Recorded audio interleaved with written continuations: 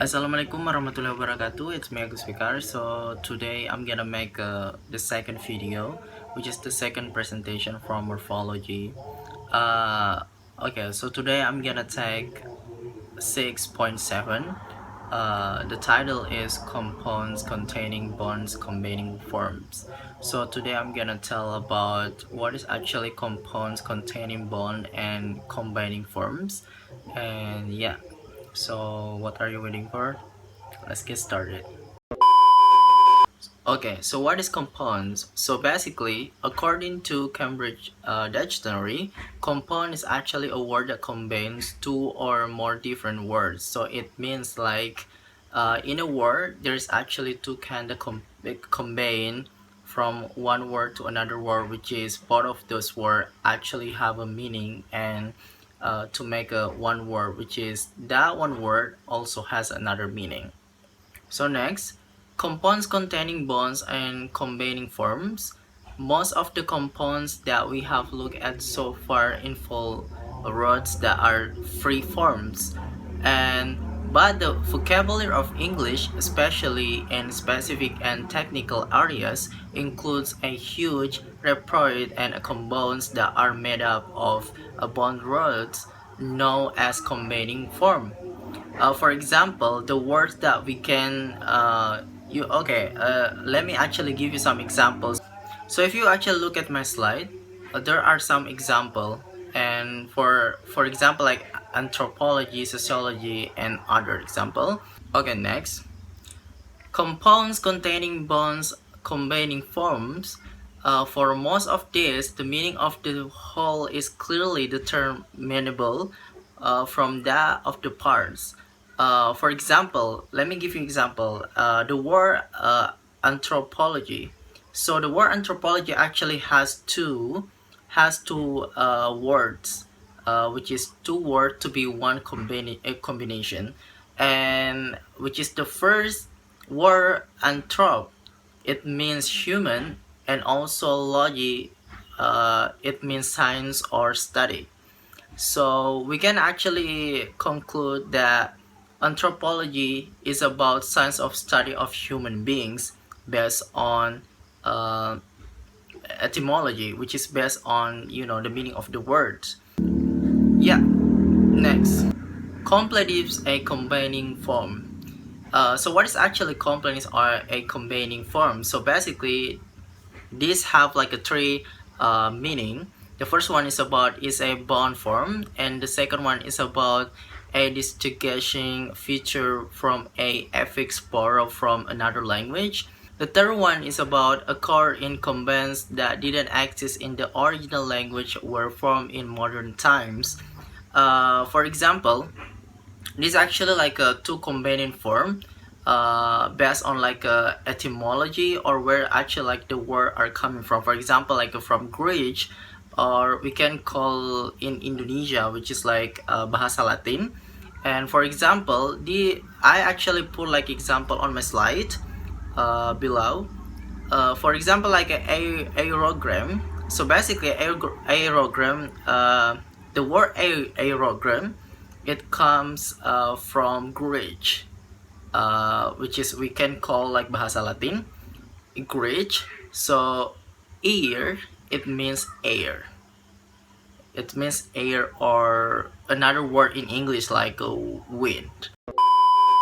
So thank you very much for giving an opportunity to present about my presentation, and I think it's enough, and that's all actually my slide. Then I'm gonna actually give you in Indonesian language, which is Bahasa Indonesia. So these are my slides for Bahasa Indonesia, which is my explanation for Bahasa Indonesia. So here we go. Assalamualaikum warahmatullahi wabarakatuh.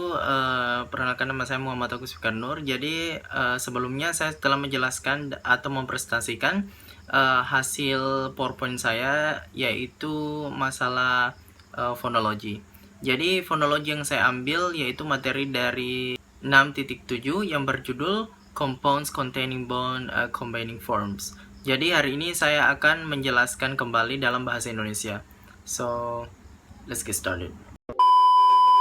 Jadi yang pertama yaitu compounds. Jadi apa sih itu compounds? Jadi compounds adalah sebuah kata yang menyisir dua atau lebih kata yang berbeda. Jadi artinya di sini compounds bisa disimpulkan kalau misalkan dalam satu kata yang memiliki dua gabungan kata yang berbeda, di mana kata tersebut setelah digabungkan, kata tersebut memiliki arti atau definisi tersendiri. Jadi baiklah, saya akan memberikan contoh dari compounds, contoh kata dari compounds. Jadi contoh kata dari compounds yaitu anthropology. Jadi kata anthropology ini memiliki dua gabungan kata dari kata anthro dengan kata logi. Kalau berdasarkan dari kamus, kita bisa mengartikan dua kata ini dari kata anthro yang berarti human atau manusia dan kata logi yang berarti sign. Jadi kita bisa menyimpulkan kalau misalkan antropologi memiliki arti dari gabungan kata dari anthro dengan logi, yang mana dari human dengan dari sign. Kita bisa menyimpulkan kalau misalkan antropologi artinya adalah ilmu yang mempelajari tentang manusia. Jadi selanjutnya itu completive. So apa sih itu completive? Jadi di sini saya memiliki tiga arti dari completive atau tiga pengertian dari completive. Jadi pengertian yang pertama dari completive adalah, jadi completive ini adalah bentuk kata yang terkait. Jadi pengertian yang kedua dari completive adalah fitur yang berbeda dari bentuk yang memandu, imbus, membagi bahasa lain. Dan yang terakhir dari pengertian completive adalah terjadi dalam senyawa yang tidak ada dalam bahasa aslinya dan bentuk di zaman modern. Jadi kita bisa simpulkan kalau misalkan completive adalah perpaduan kata hampir sama dengan yang sebelumnya saya jelaskan dari compounds, tapi di sini dia lebih mengarahkan antara perpaduan kata di mana yang satu misalkan dalam satu kata itu ada dua perpaduan kata, di mana yang satu kata memiliki arti lain di dalam bahasa lain, misalkan bahasa Inggris, dan kata yang satunya memiliki arti lain misalkan bahasa Latin. Jadi perpaduan kata yang membangun satu kata di dalam linguistik dan memberikan arti tersendiri. Oke, baiklah, saya akan memberikan satu contoh dari kata completive, yaitu dari kata Beatlesmania. Jadi Beatlesmania ini memiliki dua kata. Yang pertama yaitu Beatles dan kedua yaitu mania. Jadi Beatles dalam arti modern, Beatles ini memiliki arti kombinasi musisi yang memiliki 4 member atau 4 anggota.